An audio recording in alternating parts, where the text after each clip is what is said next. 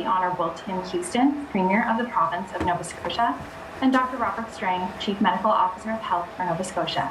Go ahead, Premier. Thank you, Marla. Good afternoon, everyone. I want to start with the current COVID situation in Nova Scotia. As of today, 25 patients are in hospital, admitted due to COVID, and 3 of them are in the ICU, so 25 and 3. And as expected, our cases remain high. Today, we're reporting 522 cases. Over the last 2 weeks, we've reported almost 7,600 cases, 7,594 cases over the last 2 weeks. But thankfully, like other jurisdictions, we're not experiencing the level of hospitalization and severe illness with Omicron that we've seen with previous variants. The public health team is watching the hospitalizations very closely, as those 25 patients in hospital and 3 in the ICU are key indicators. In previous waves, most of us probably only heard of someone getting COVID, but right now in Nova Scotia, pretty much every one of us knows someone who has had it, or maybe they've had it themselves. It's different this time because the variant is extremely contagious. It's not just here, it's everywhere that this is happening. Look at what's happening around the world. Over the last 2 days, France, Britain, Italy, Spain, Portugal, Greece, and many others have all registered record numbers of new cases. Other provinces are also hitting records. The reality is Omicron is everywhere, and the return to 0 case days is a ways away. This naturally raises anxiety because we have been conditioned to fear COVID. And we must continue to have a healthy dose of fear when it comes to this virus. However, while Omicron is obviously extremely contagious, the evidence to date is that it is generally far less severe.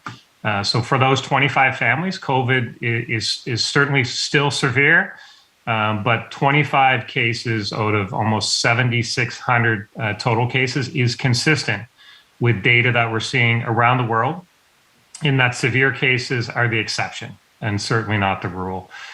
Please keep this in mind as we talk about testing, boosters, and other issues.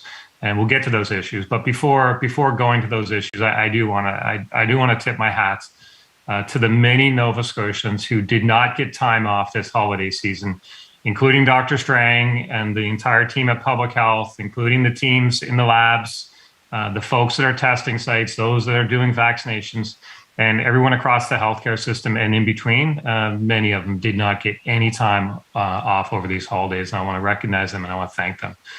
When you think of the number of cases and add in their close contacts, tens of thousands of Nova Scotians have been impacted by the virus over just the last few weeks.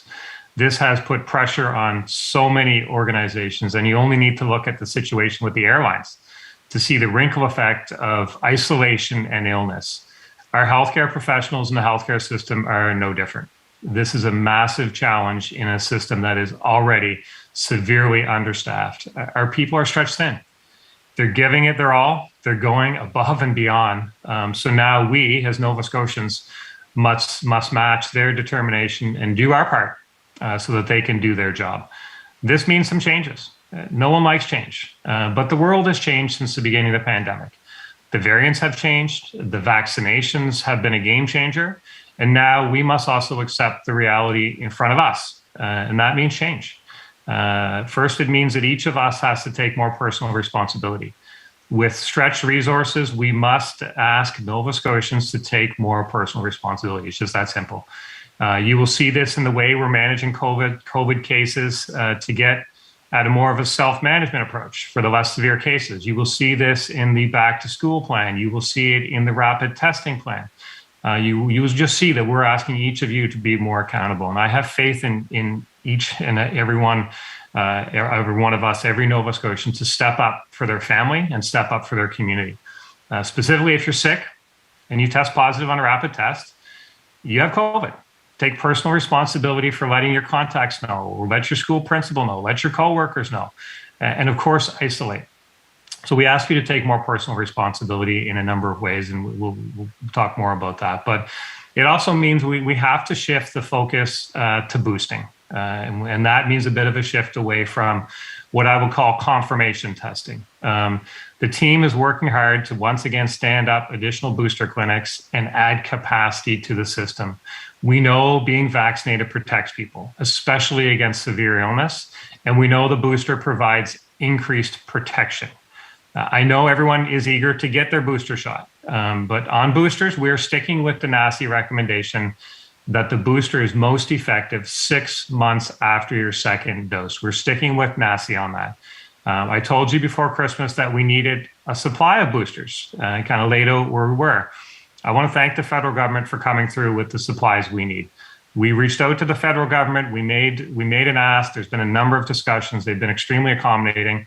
They're coming through with shipments arriving during the month of January.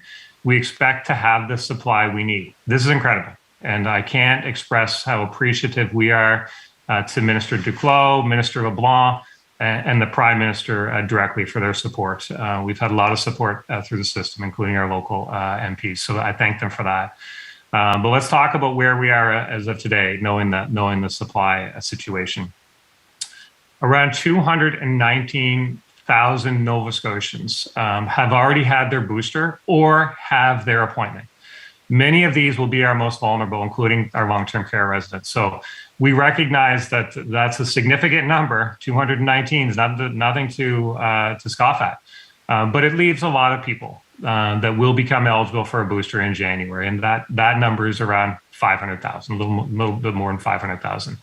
So with the supply now available, we will open up a couple 100,000 new appointments on Monday. We feel the urgency, and the team is working hard to add even more appointments. But to add more appointments, we have to overcome two remaining challenges. First, we need more people. We need people to help actually get those vaccines in arms. This is our biggest hurdle, especially now that we have an extreme shortage and pressure of healthcare workers and on the healthcare system. The second hurdle is the actual physical venues. We're less worried about the physical venues, but I will tell you, I'm worried about getting the human resources to ramp up the booster program.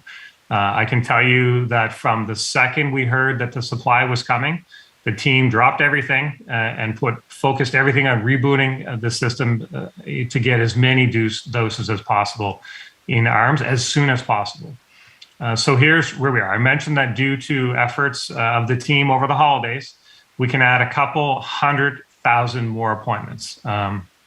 As such, on Monday, we will open up booster dose bookings to anyone over 30 years old who meets the NACI recommendation. To do more than those 200,000-ish additional appointments, and meet the full need during January, with less people having to wait into February, we need some help. We need more people.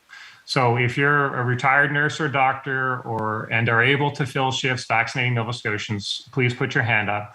Or if you have experience immunizing, whether you're currently working, a student, retired, whatever the case may be, please come forward and help us. There's a minimum time commitment and some training involved, but it's very streamlined. You can go to, there's a website, www.nshealth.ca/COVID jobs. We'll make that available, but there's a website, you can put your name forward. I do want to acknowledge that I've heard from many former healthcare professionals who did this last spring and didn't hear back and were discouraged. Please know that we have heard you. We've redirected resources to appropriately respond to those putting their names forward. We do need your skills. And the more people we get, the quicker we can do this. But while all of this is happening, we are continuing with the delivery model of pharmacies, and we're adding clinics where possible. The first new mass clinic opens next week. It'll be at the Halifax Forum. It will be up and running for appointments starting on Wednesday. And the team will be working to roll out other clinics and mobile clinics across the province as the program ramps up. We'll be using community clinics in the eastern and western zones. They've been doing testing. What our plan is there is to split their time between testing and vaccinating. Things are happening. We are doing everything we can to get you your booster as soon as possible. But please have patience. Keep checking back and book your appointment to get that extra layer of protection. These boosters are another step in putting the pandemic behind us. A final note on testing. There have been a number of reasons for the changes to the testing situation, and vaccines are one. Being more focused in our testing approach allows us to add some booster capacity. For example, as I mentioned, using clinics for testing in the morning, but boosters in the afternoon. These are the types of changes that are happening. Before I pass it over to Dr. Strang, I do want to acknowledge the incredible emotion that's in the air right now. I can tell you I feel it. I hear it. But please, please know that the team at Public Health and your government has only one thing on its mind. That's your safety. There are those that are trying to cast doubt on Dr. Strang's approach to managing this wave. We hear the naysayers. Some of them maybe questioned him every step along the way of this journey. But I will say that with the amount of emotion in the air right now, it's not fair. And frankly, to criticize and question Dr. Strang and Public Health, the team that has led us quite successfully through the pandemic, it's just wrong to do that. No one should stand for people questioning Dr. Strang's integrity or the advice he is giving. The reality is this variant is different and the world is different. Therefore, the response is different. Dr. Strang and his team have my full support. And I know he has the support of Nova Scotians, and because Nova Scotians know that he has our best interests at heart. So we'll get through this. There's a lot happening. Changes will be made as more information dictates that changes will be made. But I want you to know that there's a lot happening to keep you safe. So over to you, Dr. Strang. Well, thank you very much, Premier, and good afternoon to all Nova Scotians. I am optimistic that the relatively consistent case numbers in the last number of days are pointing to a leveling off of COVID activity, and hopefully soon starting a downward trend. The Omicron variant has been characterized as generally producing milder illness, but it is yet unclear how much is the virus itself or ongoing vaccine protection or most cases being in younger adults. But we do know that since the variant has taken hold, our hospitalization numbers are climbing modestly. We're now at 25, as the Premier said, and 3 of those 25 cases are in ICU. So those are signals we need to pay close and careful attention to, that we need to make sure that our levels of severe illness are held within the capacity for treating those individuals within the finite resources in our hospital system. And as the Premier said, and as I've said before, that Omicron is forcing us to do things differently. It's a different variant and requires a different response. We no longer need to identify and have public health manage every single case of the variant, because for most people it will result in relatively mild illness. So we need to focus our efforts and our resources on our most vulnerable groups and settings so that we minimize severe disease and protect our healthcare system. We do need to pay attention to our hospitalizational numbers and those who are getting the most severely ill, far more than daily case counts. We certainly have enough testing going on to monitor the where we are on the epidemic wave, whether we're going up, stable, or going down. But we do not need to continue to focus on counting every case and having accurate daily case numbers. We need to look at trends and need to then look at indicators of severe disease. And so that's part of why we're moving to more self-management and different testing options. And it's why we're not going to be contact tracing every single case of COVID-19 by public health, even in schools. Just because public health isn't doing the contact tracing doesn't mean that we're stepping away from that. We're asking Nova Scotians to take on much more of the role themselves of identifying who their close contacts are and notifying them. Omicron is all around us, and there's the best we can do is to slow down its spread.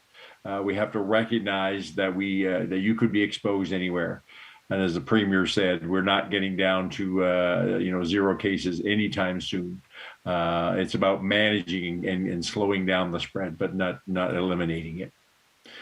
And I'm not saying this to worry you, but we do need to be realistic about what we can do and need to do to manage this wave, and what it means for all of us going forward into 2022.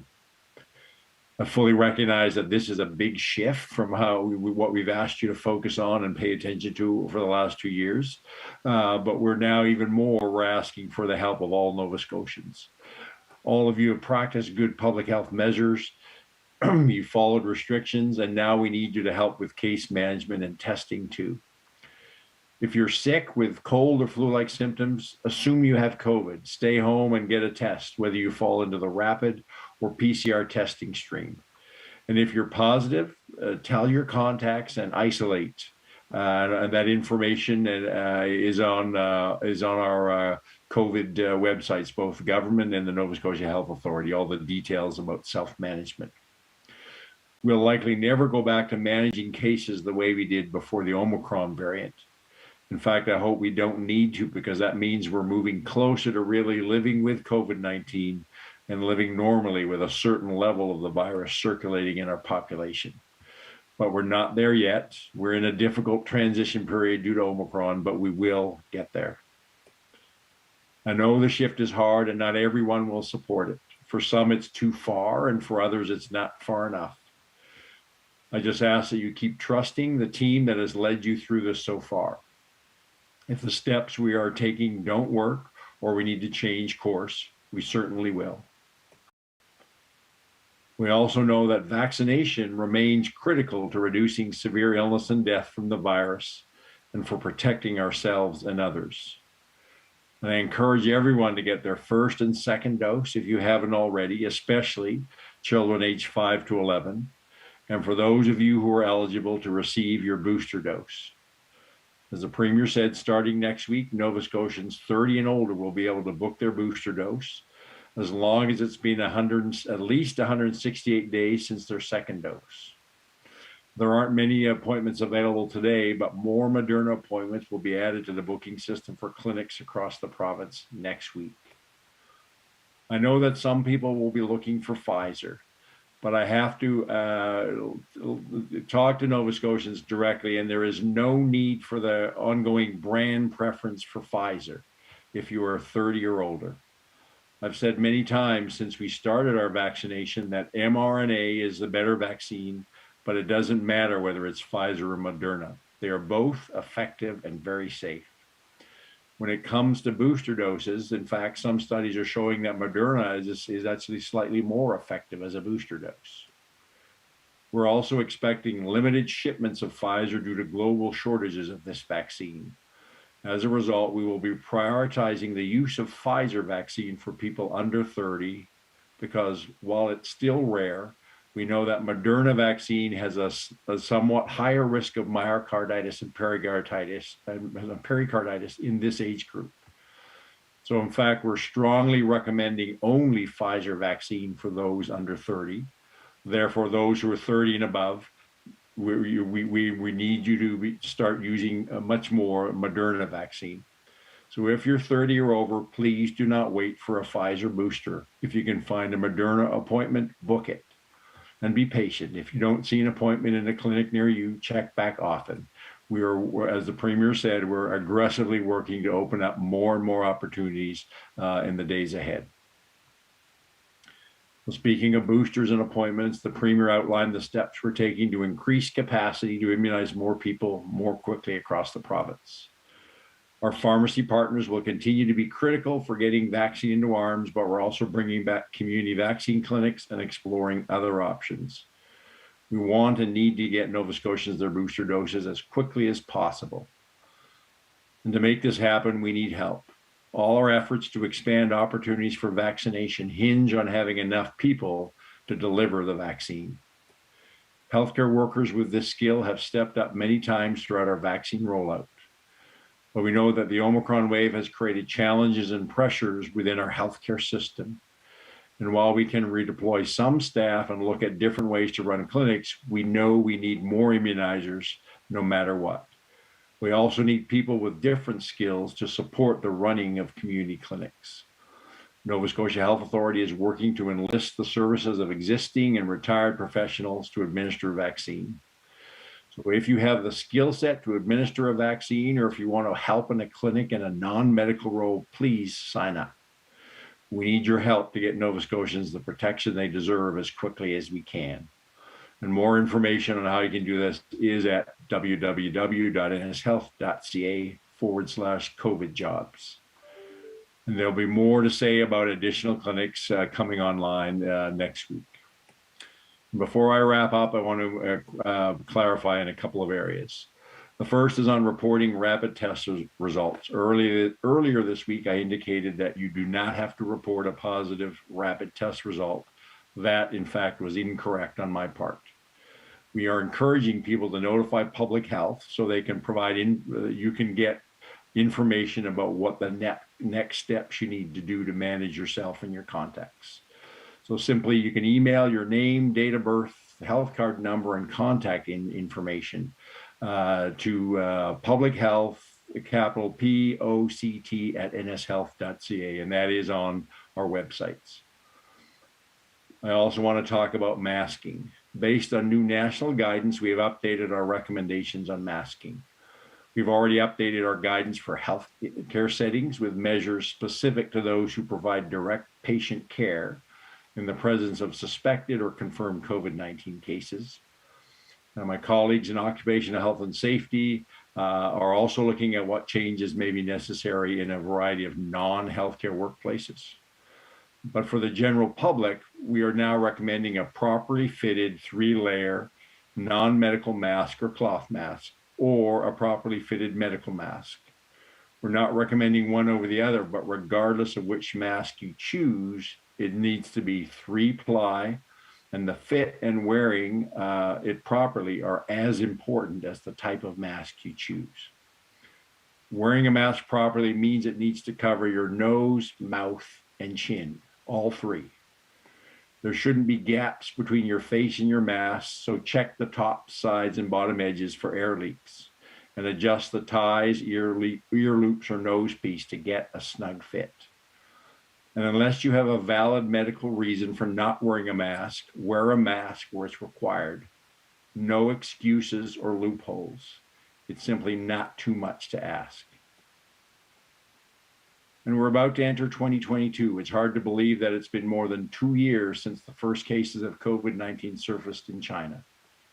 No one would have predicted we'd still be battling this virus with restrictions and strict public health measures.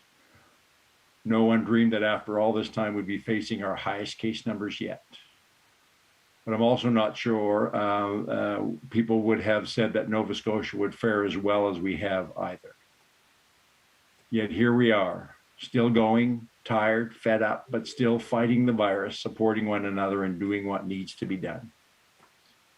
And I do want to take a moment to recognize the many people in public health, our labs and testing centers and vaccine clinics, who once again have put their work to protect Nova Scotians ahead of themselves and their families. I know this is coming at significant personal costs, and you have my deep thanks, respect, and appreciation. And in ending, I truly believe that and hope that 2022 is the year we find our new normal, the year that COVID-19 starts to become part of our history and not our future. So I wish everyone watching and your families a happy, healthy, and prosperous new year. Back to you, Marla. Thank you, Dr. Strang. We'll now take questions from reporters in the amount of time that we have. We'll take one question and one follow-up. We'll begin with Keith Doucette with the Canadian Press. Go ahead, Keith. Good afternoon. I'm just wondering, this is a bit of a major shift for Nova Scotia in terms of the way we've rolled out vaccine in the past, and the new emphasis on quickly getting boosters into the arms of as many people as possible, as fast as possible.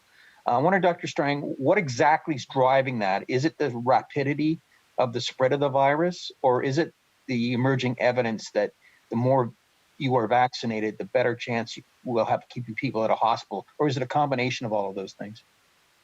So first of all, it's not a major shift. We're going back to, we used community clinics a lot last spring. So we're going back to that model, knowing that there is a need to immunize large numbers of people in a short period of time, which is exactly why we used the mass clinics last spring.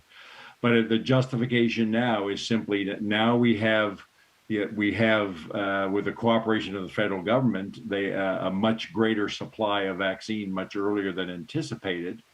we need to get that vaccine into people's arms as quickly as possible, because a booster dose does give people the best possible protection against COVID virus. So 2 doses, it gives you good protection against, especially against severe disease, but it's not great against preventing any infection and therefore the ability of people to transmit the virus.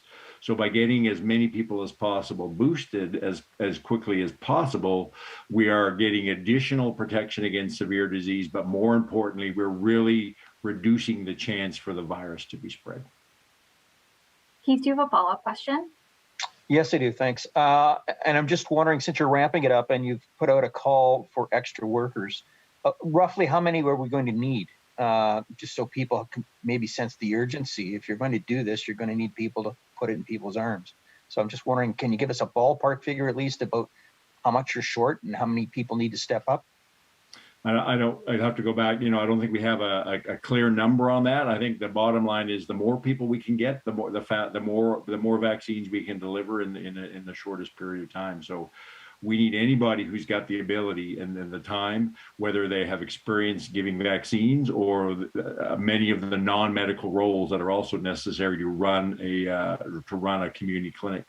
We need people to come forward, put up their hands through the ways we've identified, and that we need as many people as possible. The more, the better. It allows us to go, the more there are, the faster we'll be able to roll things out.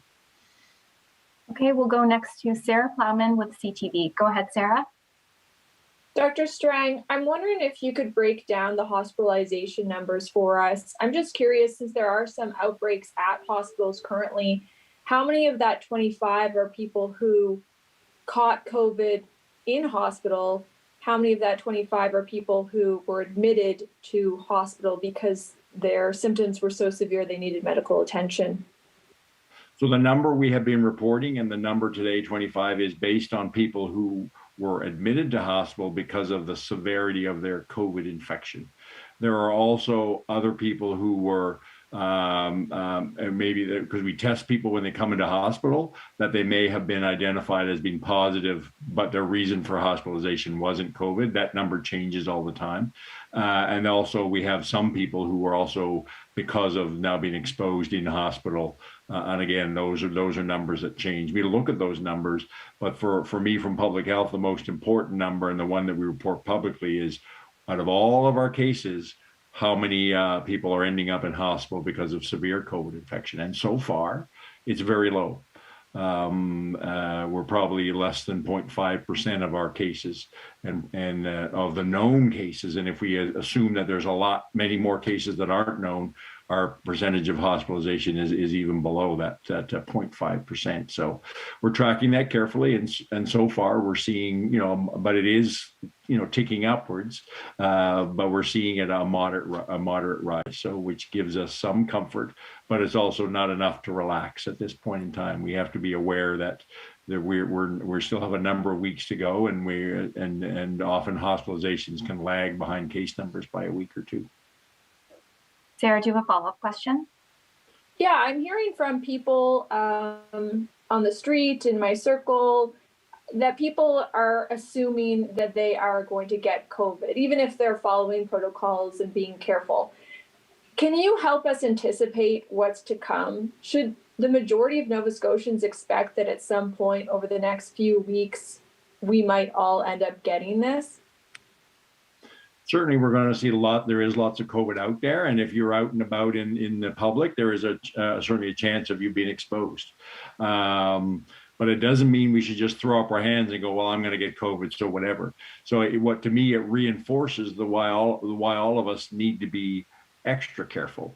The choices we make about what type of activities we do, how many people we socialize with, wearing masks properly and strictly, keeping social distance. All those kind of things are even more important now, because all of us have a role to play in not stopping the spread, but slowing down the spread. This wave will move through our population, but we need to slow down the spread. So any small proportion that end up in hospital, we can keep at a level that is manageable over time and not have a huge spike in hospitalizations, because we let things just kind of go wild in terms of spread. Next, we'll go to Amber Friday with Global. Go ahead, Amber. Hi there, Dr. Strang. Nova Scotia Health has tweeted that rapid tests are only available for people experiencing symptoms or people who have been exposed to the virus. Are we running out of tests?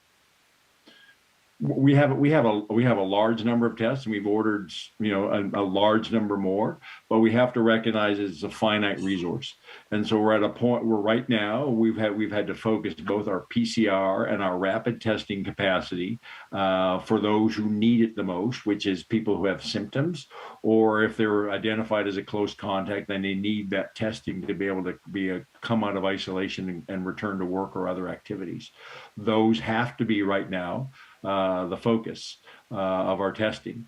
So we have people can go to our many PACs, primary assessment centers across the province for a PCR test if they're in one of the groups.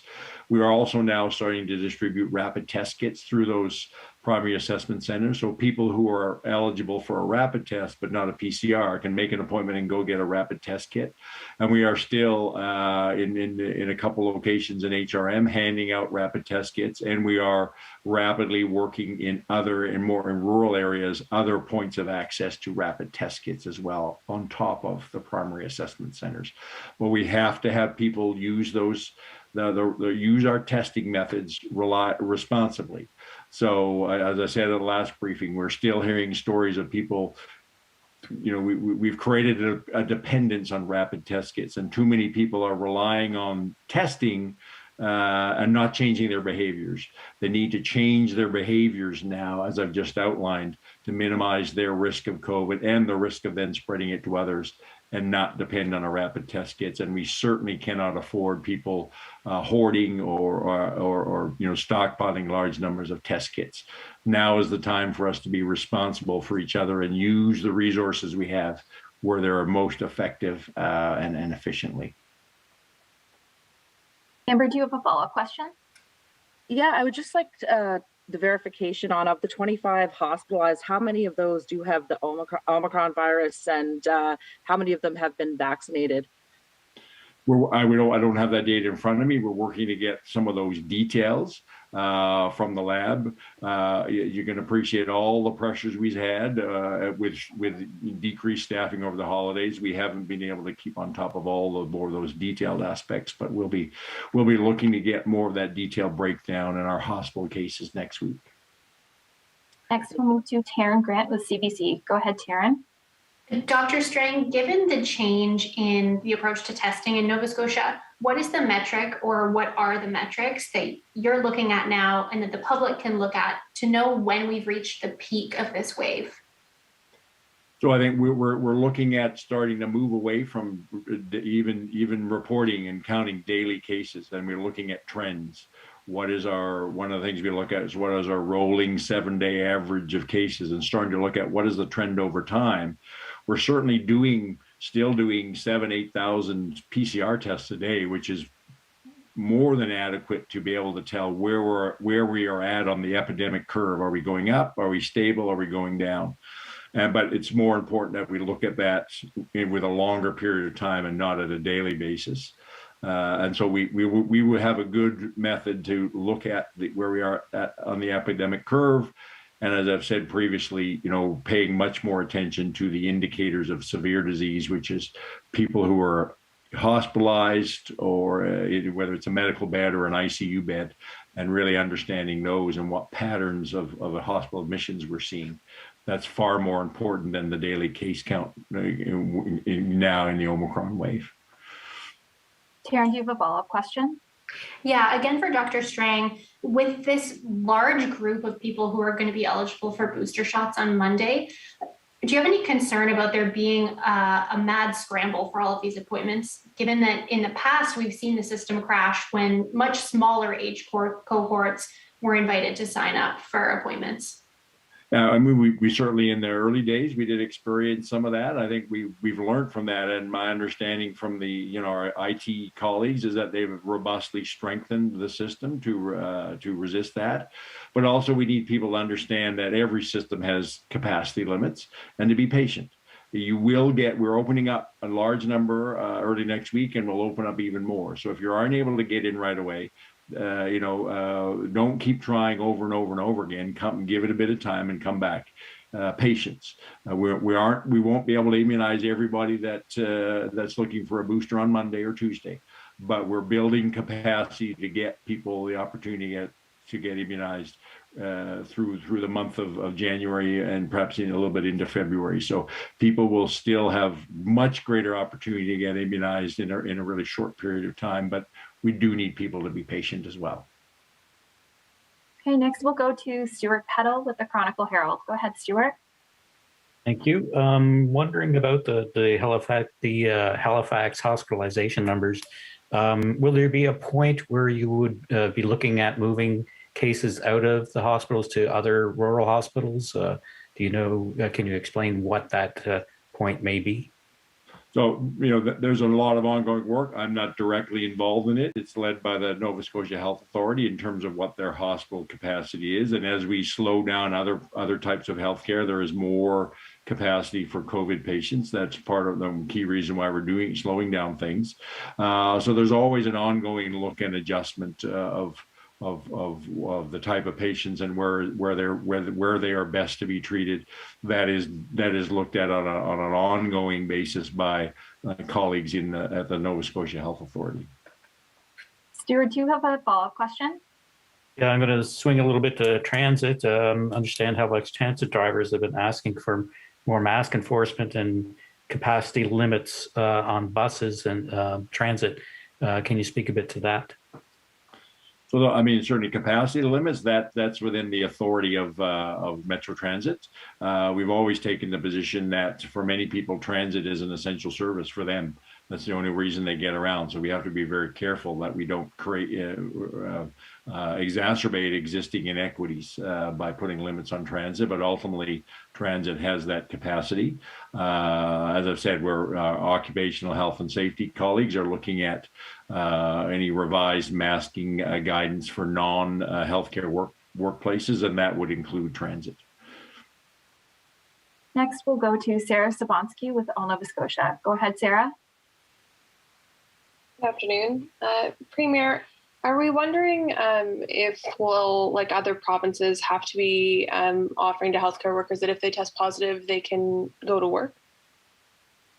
Look, it's an ongoing discussion, review. I mean, our healthcare system is stressed. Our people working in healthcare are under significant pressure, even without COVID. So once we start losing people because they have to isolate or because they're sick themselves, it's an incredible amount of pressure on the system overall. So this is something that we'll continue to review. There are some I call them working isolation protocols that have been in place for quite some time during this pandemic, at least anyway. If you're a close contact, there might be some things you can still do and still keep your colleagues and your patients safe. So we'll continue to look at that. But right now, I mean, it's amazing to me how kind of deep our healthcare workers have dug. They're digging deep, and they're making sure things continue to work. And I have every confidence that they'll continue to do that.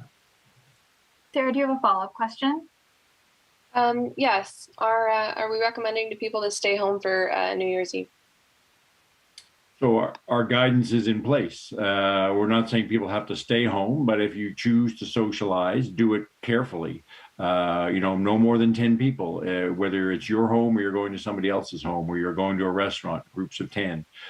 Make sure that group of 10 should be consistent with the same people you've been getting together with throughout the holidays. Careful masking, all those other rules. So yeah, we're not saying you can't enjoy New Year's, but like we said, like Christmas, Boxing Day, the last weekend, enjoy the New Year's and New Year's Eve, New Year's Day. Do it slowly and carefully. Next, we'll go to Felix Arsenal with Radio Canada. Go ahead, Felix. Thanks. Are the temporary closures that were announced in some of the hospital services, just to confirm, those are due to COVID outbreaks in certain hospitals? So what I'm aware of is, and NSH has a lot more details, is yeah, we've had two reasons that well, three reasons. There were always slowdowns of services over the holiday period simply because of staffing reductions. There has been further slowdowns or maybe extension of those slowdowns to allow more capacity to deal with COVID. And then there have been additional pressures put on because of the large number of healthcare workers who whether they themselves are sick with COVID, or they may have been identified as a close contact and therefore have to be in a period of isolation. Felix, do you have a follow-up question? Yeah, we've seen in Quebec yesterday that they announced that that period for isolation for some workers in hospitals was going to get shrunk down. Is that something that you're thinking of doing maybe in Nova Scotia as well? Yeah, we're like other provinces, we're aware of some recommendations that CDC Atlanta in the U.S. has reducing the time period for both quarantine and isolation. That only came out a couple of days ago, so I'm on a call later this afternoon with my national colleagues about that, and I've asked my team in public health to look at this on an urgent basis as we enter into next week.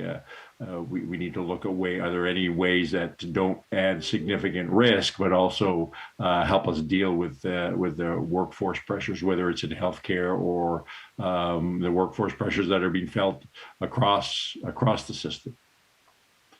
Next, we'll go to Tim Bousquet with the Halifax Examiner. Go ahead, Tim. Hi, good afternoon. Dr. Strang, in early December, you said that the province had the ability to get first doses of vaccine to 80% of children aged 5 to 11 before Christmas. I don't think we're even at half that mark now. Is there a particular problem, and does that suggest that there should be vaccination in schools or other such mass clinics for children? No, we're at about 55%, I believe, roughly in there, of the 5 to 11-year-olds who are eligible have gotten their first dose. We certainly had capacity to do more than that. We're looking at that as we increase capacity and for boosters, and we'll also have increased capacity for children 5 to 11. So we'll continue to look at those numbers, and are there places where we may need to do more specific targeted outreach to children and families. Our focus now is to immunize large numbers of people in as short a time as possible. And there's certainly going to be lots of ability for 5 to 11-year-olds to get vaccinated if they haven't had their first dose, and then towards the end of January, we'll start to get all those kids needing a booster. So with schools going back in, one of the most important things that parents can do to keep their children as safe as possible is to get them their first dose if they haven't already gotten it. Critically important to get them immunized like everybody else. Tim, do you have a follow-up question? I do. On the rapid test reporting, many of people have contacted me about the security of emailing rapid test results. They say that violates all sorts of privacy issues and best standards. And they say that the better way to do it would be to have a secure web form on the provincial site so that they're not emailing who knows where their health information and age. Can you address that issue? So, we've stood something up rapidly as we've pivoted our testing strategy. I'll take that back and look at our digital team, but we put something in place quickly. I think it's important that people still use that, and we'll look at some of the security issues that you've identified. Next, we'll go to Lindsay Armstrong with the Coast. Go ahead, Lindsay. Thank you very much. Dr. Strang, you said you're looking to move away from daily case reporting, recognizing that weekly case totals are more representative of COVID activity. Obviously, this would be a major shift. I'm wondering when that might happen and why you're looking to stop the daily reports.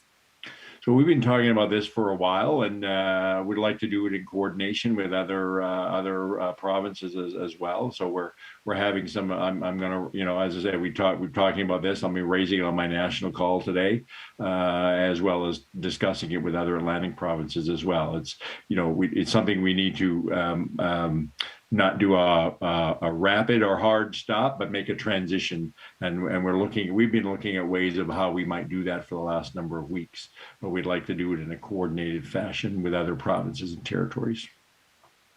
Lindsay, do you have a follow-up question? Yes, thank you very much. For the Premier, you said obviously that staffing is an issue with booster rollout, and you've made a call for retired medical staff. Do you expect that this will be enough to cover the needs? And have you looked at hiring from outside the province, bringing in Red Cross or military support as we have in the past, if it isn't enough to cover the booster clinics? Yeah, I think the answer is we'll do whatever's necessary. We want to get the boosters in the arms as quick as possible, as fast as possible. And we identified kind of 3 steps to that happening. One, we have to have the supply. So that was initially a challenge, but the federal government has really stepped up, and we're really thankful for that. So now we look at the next challenge is, do we have the human resources to make it happen? Do we have the physical spaces? So those were kind of the 3 steps. The first step, we have the supply. Now the second step is the human resources. So it's incredible the amount of appointments that have been opened up in January, just from the efforts of the team over the holidays. Very quickly, they got to work, and they've added a couple 100,000 appointments to the system in the month of January. That will go up. How fast that goes up depends on the human resources that have availability. So we put that call out. I suspect a lot of people will offer to help. We'll see where we're at, and then if we need to go further, we'll continue to go further. But we also, the discussions with the armed forces are happening as well. To the extent that they're able to send personnel to help us, then that'll get more boosters and more Nova Scotian arms even faster. So we feel the urgency, and we'll do whatever we can to get those people that are eligible their booster as quick as possible. Next, we'll go to Lois Ann Dort with the Guysborough Journal. Go ahead, Lois Ann. Yes, hello, thank you. My question is for the Premier and relates to the back to school plan. The latest school ventilation report issued for the SRCE was done in August, before classes were in session and before temperatures made open windows physically unpleasant. And the one-page report issued in August, covering 20 schools, gave no meaningful information to parents. Will the province consider random CO2 testing, which is an indicator of ventilation performance, when classes are in session, and make those findings available to the public? But certainly something I'm hearing a lot from teachers and families, for sure. It's a real issue. There's no question about that. So I haven't had a chance to chat with the team about random testing, but I'll certainly personally open to that idea. We'll do what we can, and to the extent that there's shorter term fixes, we'll be happy to implement them. Some of them are longer term fixes. We understand that, but what my message to teachers, to students, to families is, we do hear you. We will do everything we can to keep you safe. Your safety is our number one priority. We want you to feel safe at your place of work. We want you to feel safe at your place of study. So we'll do what we can, and certainly your suggestion on random testing is one that I'll take back to the team. Roseanne, do you have a follow-up question? Yes, I do. Thank you. What metric would currently cause a move to online school, as daily case counts and exposures no longer appear to be the measure? So I think we're working in schools. That really is going to become more down to an operational issue for operational logistics within a school, when it becomes no longer feasible if there's large numbers of either teachers or students who are having to be away from school because they have had symptoms and have tested positive. Okay, our next question goes to Chelsea Gould with the Toronto News. Chelsea's having trouble with her audio, so bear with me as I read her question to you. Dr. Strang, can you describe if there is routine in-floor COVID testing for staff in hospitals? I understand there used to be regular testing, but that stopped last summer. Yeah, I don't. That question would have to go to the Nova Scotia Health Authority. They're responsible from an occupational health and safety perspective for all the protocols they have in place for staff. I cannot give an up-to-date answer on that. Okay, and the follow-up question is, you have updated your guidance on masking. Do you anticipate ever mandating these recommended masks into places where masking is required? No, I mean, that'd be very difficult to enforce that. I mean, there are more stronger mandates around from a workplace health perspective under occupational health and safety legislation. But for the general public, that it really would have to stay as a strongly recommended or a strong recommendation.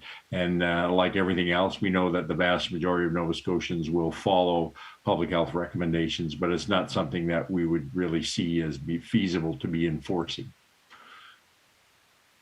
Okay, next we'll move to Drake Lathers with the Port Hawkesbury Reporter. Go ahead, Drake. I know you made corrections on the requirement to report positive rapid testing and also noting that the slowing down of contact tracing inside the schools, but I'm just wondering who's going to advise teachers, staff, and students of close contacts and potential exposures once school does resume? So that's an ongoing discussion, but as we work out the details of the kind of school reopening plan, but again, contact tracing, moving away from contact tracing, it really means that you're not requiring all that notification. That what we're going to focus on is that both for students and staff, the key thing is if they have cold or flu-like symptoms, then they need to stay home, not be in school, and then test as appropriate, whether they're eligible for PCR testing or rapid testing, and acknowledging that there's lots of places around, whether it's schools or out in the community. We all have to live right now that there is a chance that we can be exposed to COVID no matter where we're going, and then conduct ourselves with the right personal preventive measures no matter where we are. And the key to that is focusing on keeping people who are clearly symptomatic and keeping them isolated at home and testing. Greg, do you have a question? Yes, I do. And this one might be for the Premier, but I guess what supports will be there for teachers or students who may need to provide or receive classwork for multiple days from isolating with a positive case? Yeah, we'll continue to have those discussions with teachers. We've been through in this province online learning. It worked well for a lot of students. Some kids don't have the internet, so there's the device. There's challenges there. So, but we'll continue to talk to educators about what's possible and being ready to open up alternatives for those that need it. And I do want to go back to just to comment on the contact tracing. We've talked about how stretched the resources at public health are. We've talked about how stretched the resources at the Department of Health and working in healthcare are. They're stretched. So for those that say, like, when the question is who's going to inform them, the input, I don't want the implication to be that they can only ever be informed by public health, because that's just not the case. They could hear from one of their colleagues. They could hear from, somebody in the community. We're just asking people to step up and be responsible and take personal responsibility. If you have COVID, let those around you know. If we find out that's not working and everyone's trying to keep it some massive secret that they have COVID and nobody's hearing anything, then we'll look at a change in course. But for me, I believe, I still believe in the goodness of people, and that people care about their community and they care about their colleagues and they care about their friends and neighbors, that when they have COVID, they'll let them know if they were in contact with them. So to answer your question very specifically of who's going to let them know, I personally believe it's any one of a number of people, and that probably actually a number of people will let them know. But if we need to change course, we will. But the reality is our resources are stretched. And the public health team is trying to put those resources where they can really do the most work to keep people safe. Right now, a lot of that's booster clinics. That's where a big effort is going. So we'll continue to monitor. If we need to change, we'll change. But right now, this is the direction from public health, and I trust it. And if something happens, which is unforeseen, that needs to switch to online or other learning, we'll do that too. We will do everything that's necessary to keep people safe. Right now, Public health has given us the direction as to what they think that is based on the information in front of them. And I trust them and I believe them. And I think Nova Scotians do too. Unfortunately, that's all the time we have for questions today. Sincere apologies to the reporters we weren't able to get to. Premier, do you have closing remarks? Yeah, thanks. Just quickly, kind of on that theme that we're just on. I would say nobody wants to get sick with COVID-19. Nobody wants to isolate and worry about not being able to work or care for their loved ones. Nobody wants to infect their family and friends. These are just things that nobody wants, but what everyone does want is a booster. And I want Nova Scotians to know that we're working very hard to get those booster appointments opened up, and I'm very impressed and proud of the work that's happened over just the last couple of weeks to open up almost 200,000 appointments for January. That's a good thing. We'll continue to work towards opening up more appointments, and I have every confidence that they will. We'll do that as quickly as possible. But ultimately, everything that public health is saying and doing is driving towards more self-management of COVID, more personal responsibility. And Dr. Strang kind of alluded to, and I've heard as well. I've heard from many different groups of people who have different feelings on what's happening here. One group is angry because they think things are too loose. Another group is angry because things are too tight with the restrictions and rules. And then we have some that are kind of standing there trying to drum up fear and questioning advice. But I just ask Nova Scotians to cut through all of that and know one thing. If I can leave you with one thing, it's that public health is leading a common sense approach to this variant that is appropriate at this time based on what they know. And if there has to be a change, things will change. But everything that is being done today is being done to keep people safe, with an eye to some semblance of normal. Some sense of normal that includes activities and gatherings and hugs and handshakes and all of those things. But please follow the public health guidance. I trust them, and you should too. If you're sick, do a rapid test. If you're positive for COVID, stay home, isolate, notify your contacts. Do all these things in the name of your community, and please get vaccinated. So we're heading into New Year's. I firmly believe, I always believe that tomorrow will always be better than today. And I believe very strongly that we're all in for a very good New Year's, and I wish nothing but the very best to you and your family. Thank you so much.